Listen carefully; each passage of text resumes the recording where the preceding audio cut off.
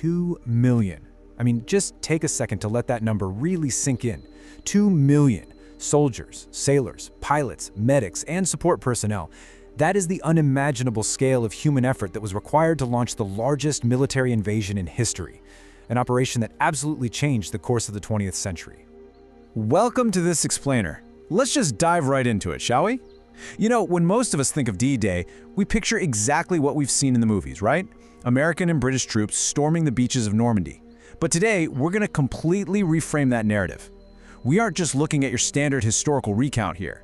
We are unpacking a tale of unprecedented international cooperation, and honestly, some of the most bizarre, perilous, and highly classified secret operations of the entire war.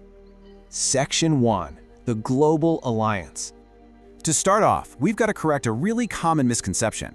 D-Day was definitely not an exclusive effort by just 2 or 3 countries. It was actually a massive, unified front made up of 13 different nations. We're talking about Free French resistance agents sabotaging rail lines from the inside, we have Polish RAF pilots flying combat missions over the beaches, and Belgian naval corvettes escorting the fleet. There were Norwegian destroyers providing fire support, Australian night bombers weakening coastal defenses, and Dutch sailors manning the ships. I mean, this was a truly global fight against Nazi Germany. And to move this incredible global alliance across the English Channel, the Allies launched Operation Neptune. It required a mind-boggling armada of 7,000 ships and landing craft. To this day, it remains the absolute largest seaborne invasion in military history. But, as you can imagine, transporting a force this massive to a heavily fortified, hostile coastline, that is a terrifying logistical nightmare.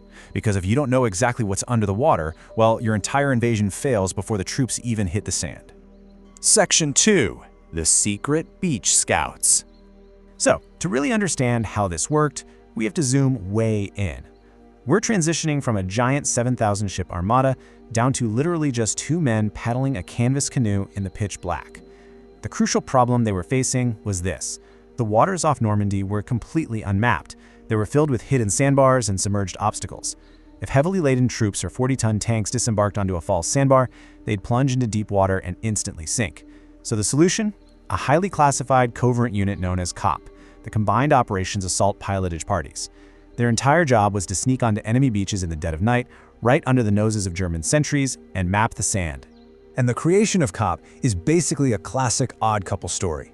It was founded by 2 completely different guys. On one side, you have Lieutenant Commander Nigel Clogston Wilmot. He was a tall, thin, incredibly precise Royal Navy navigator who just loved meticulous planning. On the other side, you've got Army Captain Roger Courtney, a heavily built, swashbuckling adventurer who specialized in, well, improvising his way out of tight corners. But together, their clashing traits somehow blended into this perfect, highly effective intelligence unit. And their equipment was this fascinating mix of primitive tools and totally inventive, pure 1940s James Bond stuff. The Copists wore these early watertight wetsuits.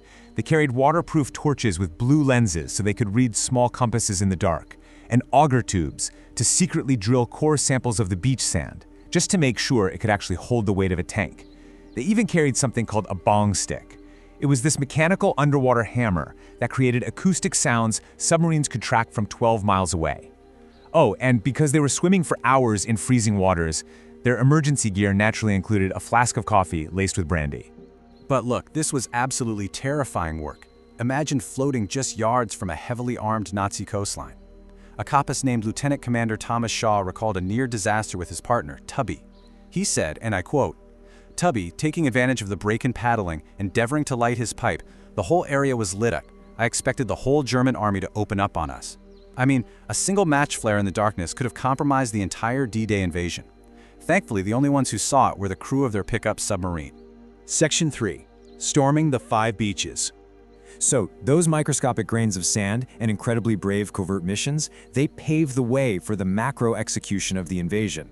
As the Allied forces stormed 5 designated beaches, the Americans took Utah, where they thankfully faced fewer casualties, and Omaha, which saw the absolute bloodiest fighting of the day against steep, heavily defended cliffs. The British took Gold and Sword beaches, establishing a really vital foothold. But now what's really interesting here is the Canadian effort at Juno Beach. Despite facing fierce resistance, the 3rd Canadian Infantry Division advanced further inland than any other Allied force on D-Day, pushing an incredible 6 miles deep into France by nightfall. But, the beach landings weren't the only assault. Hours before the boats even arrived, right at the stroke of midnight, a vanguard of 17,000 paratroopers from the U.S. 82nd and 101st Airborne Divisions, alongside the British 6th Airborne, dropped right behind enemy lines into the dark. Their mission was absolutely vital: secure the bridges, block German counterattacks, and basically cause total chaos and disorientation before the sun even came up. And overhead, we had the final piece of the puzzle: total air superiority. On D-Day alone, Allied air forces flew an astonishing 14,674 sorties, bombing defenses and providing crucial cover. To put that into perspective, in stark contrast, the German Luftwaffe managed a mere 319 flights. Without this dominant umbrella of air support protecting those 7,000 ships and the men on the beaches, the invasion simply could not have survived. Section 4. The Legacy of D-Day. The success of these intricately planned, perfectly coordinated beach landings, built entirely on the intelligence gathered by shivering men in canoes, remember, cracked Hitler's Atlantic Wall. From that coastal foothold, the momentum was just unstoppable. If we look at how this played out chronologically, by July 1944, the Allies had captured the vital port of Cherbourg. By August, they were marching through a liberated Paris. In September, Brussels and Antwerp fell into Allied hands, which ultimately paved the way for the complete liberation of Western Europe by May 1945.